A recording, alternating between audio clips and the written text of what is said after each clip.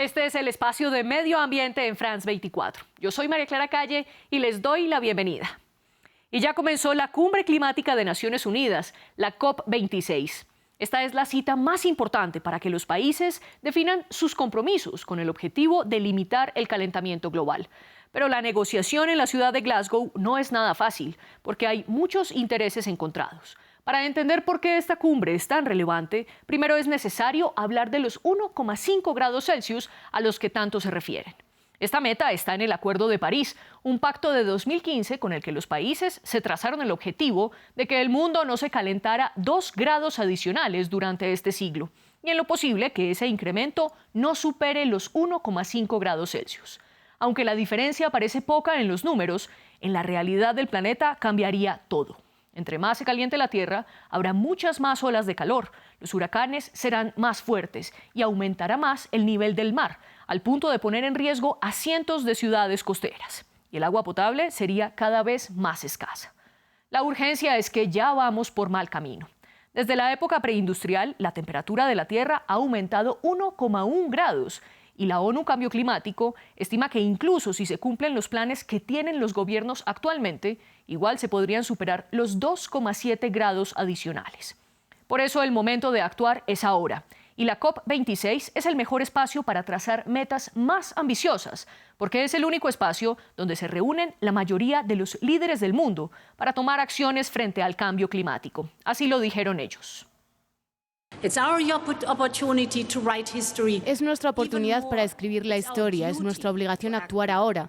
Europa, con su Pacto Verde, no ahorrará esfuerzos para convertirse en el primer continente que logre la neutralidad de carbono. Pero en esta COP, todos tenemos que acelerar nuestra carrera hacia la neutralidad.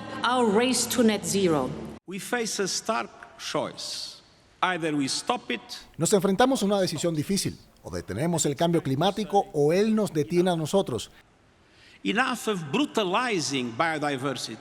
Es hora de decir basta, basta de dañar la biodiversidad, de matarnos con carbono, basta de tratar a la naturaleza como un inodoro, basta de quemar, perforar y minar aún más nuestro camino.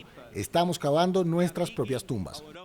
El cambio es urgente porque el IPCC, que reúne a los expertos de cambio climático del mundo, ya advirtió que las emisiones que contaminan el planeta deben reducirse a un 45% para 2030 y lograr la neutralidad de carbono en el 2050. De lo contrario, la temperatura aumentará y sus consecuencias serán catastróficas. Y aquí viene otro de los términos clave para entender la COP26, neutralidad de carbono. Esto no significa que los países eliminen por completo sus contaminaciones de las fábricas o de la producción de energía, sino que las reduzcan y las compensen con proyectos que le ayuden a la atmósfera a absorber esos gases contaminantes, para que al final la suma de gases sea cero.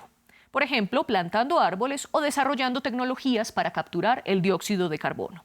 El cómo y cuándo lograr la neutralidad de carbono es lo que propone cada país con su contribución determinada nacional, o NDC por sus siglas en inglés, que son los planes con los que cada nación ayudará a limitar el calentamiento global. Pero esta no es una discusión nada fácil porque hay muchos intereses en juego. Muchas de las industrias que mueven la economía del mundo son las más contaminantes y las que provocan la mayor parte de los gases de efecto invernadero que calientan al planeta. De esos gases, el dióxido de carbono y el metano son los que más contaminan. Estos son producidos principalmente por la explotación de carbón, de petróleo y de gas, que hoy son las mayores fuentes de energía del mundo y las que más daño provocan. La deforestación y la agricultura a gran escala también son una fuente importante de emisiones de gases de efectos invernaderos. A pesar de que los combustibles fósiles son los que más contaminan, la mayoría de los líderes mundiales han sido ambiguos o no han mencionado que acabarán ni que los reemplazarán totalmente por energías renovables como la eólica o la solar. Por eso el gran punto a analizar en la COP26 es si los mandatarios se comprometen con planes concretos y más ambiciosos que los que propusieron en el 2015 para reducir las emisiones nacionales y ayudar a limitar el calentamiento global. O si por el contrario sus llamados a una acción urgente son solo de palabra, como lo han criticado activistas ambientales. En los primeros días de la cumbre climática, la novedad fue que India dijo por primera vez para cuándo aspira a lograr la neutralidad de carbono. Es un anuncio esperado porque es el tercer país que más contamina, después de China y Estados Unidos. Pero no fue del todo esperanzador, porque puso su límite para 20 años después de lo que plantea la meta global. Conectamos a esta hora con nuestra enviada especial a Glasgow, Marina Colorado. Ella tiene todos los detalles de los compromisos que se propuso India y otros países como Brasil. Una de las claves para cumplir con el objetivo del Acuerdo de París de mantener el aumento de las temperaturas actuales por debajo del 1,5 grados son las contribuciones determinadas a nivel nacional, es decir, los planes de reducción de emisiones que cada país tiene que ir actualizando y mejorando para que sean más ambiciosos cada 5 años. 117 países ya lo han hecho, pero tal y como están esas revisiones, las emisiones aumentarían un 16% comparado con 2010. En Latinoamérica, el 75% de los países han entregado sus planes de emisiones revisados para esta COP. Sin embargo, China, el país más emisor del mundo, no ha entregado ninguna novedad durante esta COP porque mantiene su meta de neutralidad de carbono para el año 2060. Uno de los grandes anuncios que llegó durante esta COP fue de la mano del primer ministro indio, Narendra Modi, que dijo que su país alcanzará la neutralidad de carbono en el año 2070, es decir, no emitirá más gases contaminantes de los que es capaz de absorber o capturar. Una fecha que al principio generó bastante estupor porque todavía faltan 50 años para alcanzar ese día. Sin embargo, analistas y expertos aseguran que es un gran paso en la lucha contra el cambio climático. Además de qué hacer con los combustibles fósiles, la otra gran discusión tiene que ver con dinero. Porque los países más ricos se comprometieron desde el 2009 que para el 2020 le darían $100.000 millones cada año a las naciones en desarrollo. El objetivo es que con ese dinero ellos puedan adaptarse al cambio climático y mitigar sus efectos. Era una manera de justicia porque muchos de los países que menos contaminan son los que más sufren las consecuencias del calentamiento global. Sin embargo, la promesa no se cumplió.